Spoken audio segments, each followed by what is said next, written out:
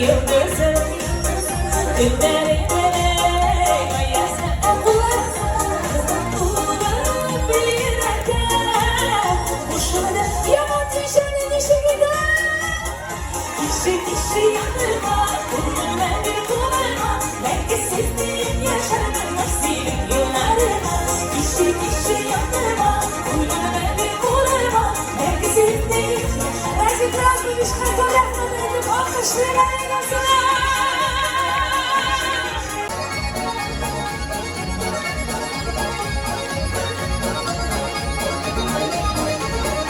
İşi yanırma, kulağıma bir kulağıma, belki sevdiğim yaşarım nasibim yıllarıma. İşi yanırma, kulağıma bir kulağıma, belki sevdiğim yaşarım nasibim yıllarıma.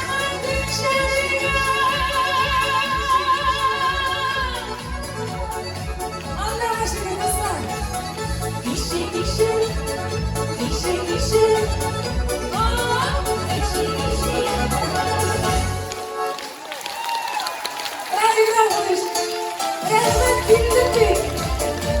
Bir zamandır kaybolmadan gidelim. Gömeğiyle ağırlık. Ağırlaşlar bile neyle. Gürler yaşıyoruz Allah'ın insanı. Nefesler. Ben aşkımda suyum şişirim. Ben sevmedim sizsiz anlada. Benim yaşamam sizin sırada. Yarat bilir. Yarada. Ben yaşamam sizin sırada.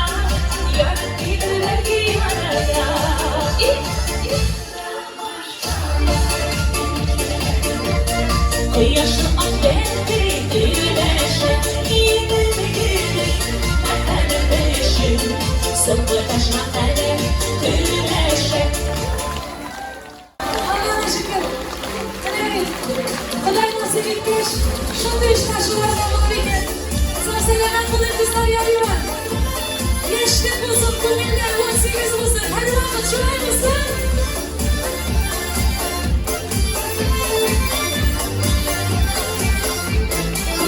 Yaşlı gülün dizleri bizlerine, naz kuşu renkligen süslerine, yürekler yarattı duymadan, 51 yaşlı gülün kızlar.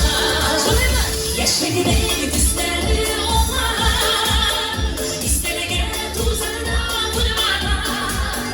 Yaşlı gülün dizleri çok iyidir, yürekler ağlardan. İyiler Fatih'in şarkılarımız var. Kuzlarına gitmesin, zilbeken dolu bir hadi, yar. Erdiğimde düzlerim, sinayı tezlerim, var.